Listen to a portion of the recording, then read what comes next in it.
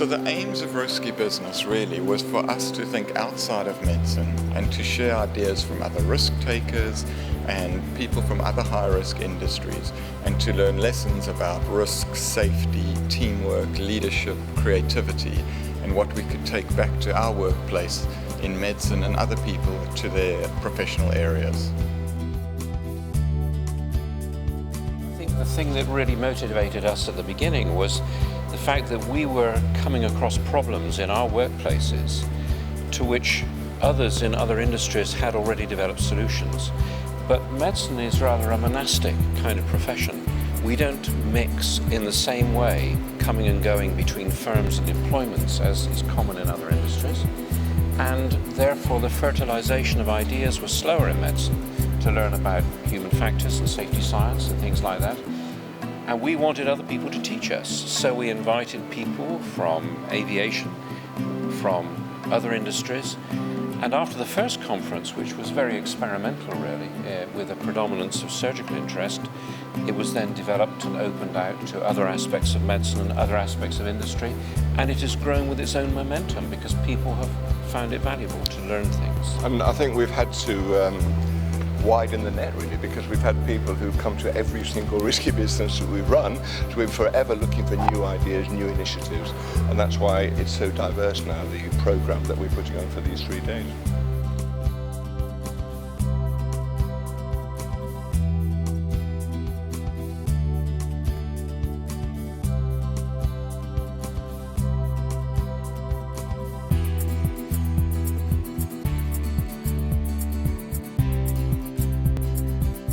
I'm Keith Williams, I'm Chief Executive at British Airways. My name's David Evans, I'm a captain with Qantas Airways on the A380. I'm Matt Britton and I work for Google. I run our business in Europe. Name is Michael Barrett, astronaut physician. I'm Catherine Jeffs and I'm a director, producer at the BBC Natural History Unit. Well, my name is Dalton Grant. I'm a former three-time Olympian. I was a former board director of London 2012 bid team. I was here today enjoying myself. John Madden, I'm a film director. Scott Snook, I'm a senior lecturer at Harvard Business School. My job is I run an airline which is 38,000 people with a turnover of around £10 billion. I'm a check and training captain, and what I do is I train and check pilots on the aircraft in-line operations. I'm making wildlife films, and that involves managing a team of researchers and assistant producers, and then out in the field directing the cameramen and the crew, and trying to capture sequences of animal behaviour. Well, my job has included doing 2 space flights on the International Space Station, one on the Russian Soyuz, and I spent 6 months there, and one on the shuttle for 2 weeks, and I've done operational space medicine, and currently I manage a very large human research program for NASA.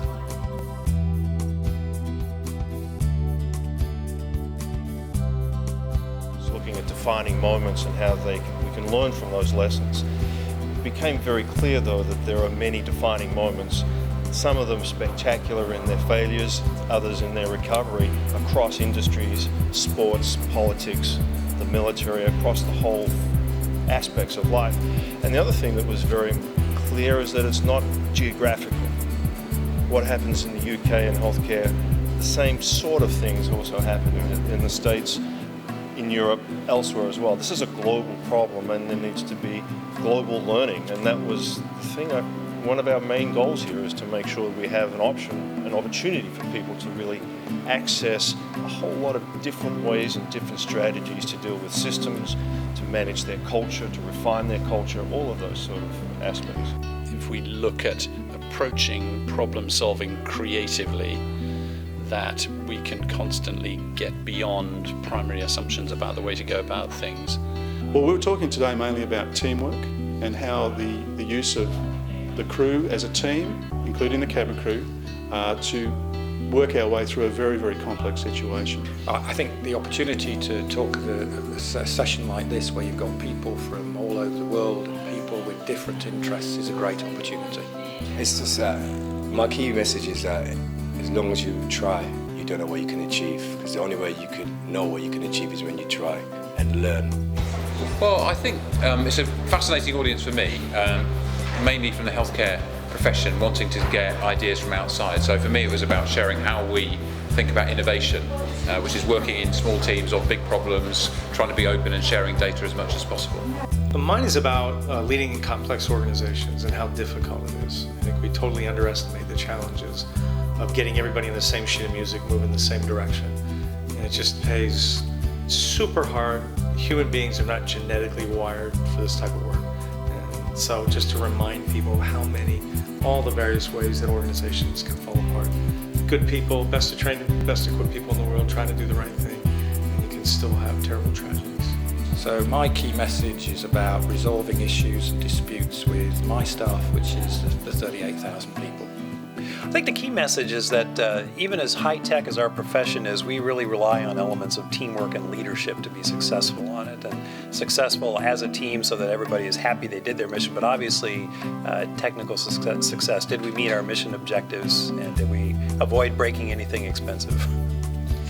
Well, obviously I'm picking up on the common theme of the past couple of days, and then applying that to what I do, to my role in natural history filmmaking. And so looking at that tension between, taking risks and sort of the ambitions of what you want to do in filmmaking, and where you have to kind of draw the line when it's perhaps too risky.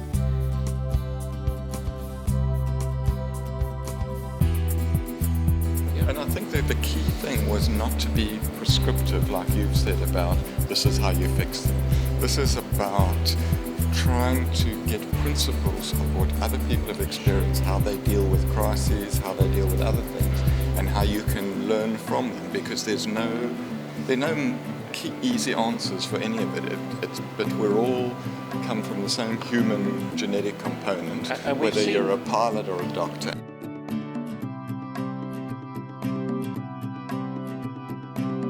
We have seen this evolve over the last 5 or 6 years.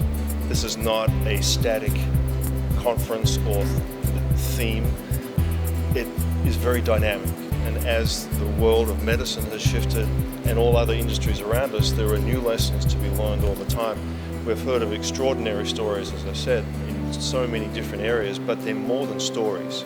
There's a message behind them that we can adopt to our own environment and workflow. But I think the key thing for me is that it's dynamic, that it continues to evolve, and we deal with one particular issue and that it exposes another.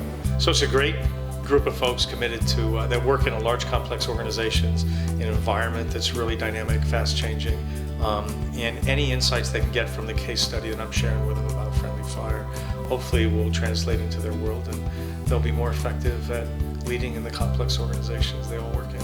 Just telling people how we did it, how we performed on the day, and I hope that people can take away some of those tools that we used in their profession and in their business. Well, obviously it's fantastic to reach a very, very different audience in this environment and be able to talk it a bit more in depth about our experiences in the field and those decisions that we have to make, and obviously sort of getting together with other people who have very, very challenging roles and decisions that they need to make on a daily basis is very, very interesting. Well, I think there's a lot of people out here with their heads in similar equations of risk benefits and risk analysis for critical activities. And whether that critical activity is a successful launch of a rocket or the health of an individual patient, I think a lot of the thinking is very similar. It's very much a team approach, both worlds. I think just the importance of working in a team, and my business is about understanding the way other people think and behave. And if you're trying to I suppose my job when I'm making a film is to try and harness the contributions of a lot of people towards a given end, and that involves trying to understand the perspective they have on the task that they're undertaking.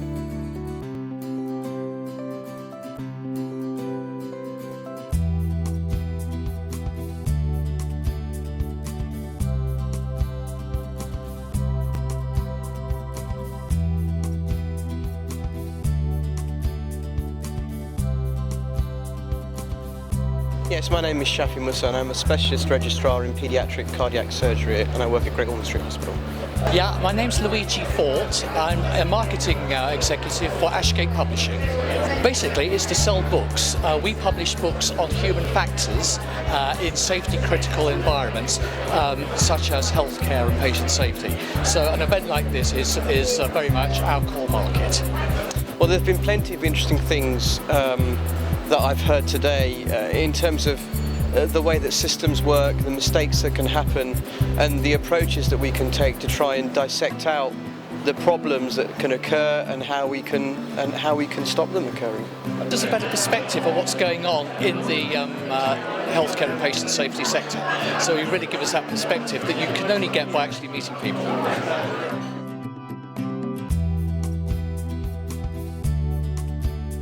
And I think it's also become apparent as we've gone that as we're taking lessons into medicine, people from the other industries who attend are sucking the opposite things, and that's the beauty of it. It's complete two-way learning from whoever's giving the lesson and us giving back. Yeah. So I think it's universal to all risk takers and people in all complex systems, really. I think there's one other thing that has come over for me, and that is it has made it okay for you to be able to confess your failures, your anxieties and the negative aspects of our jobs in a collegiate atmosphere from which you can learn and get support from all these other people who may come to celebrate their success and their learning with us, but who always bring the message of intermediate failure and disappointment with them. And that's a culture which has not been widely pervasive in medicine. Certainly when I was trained, we were taught if we didn't succeed or we made a mistake, it was because we hadn't learned enough or we hadn't tried hard enough. Yeah. We have now learned a different philosophy which shakes away our burden of guilt, makes us more receptive to learning how to do it better, and helps us to support our colleagues and our patients in a more effective way.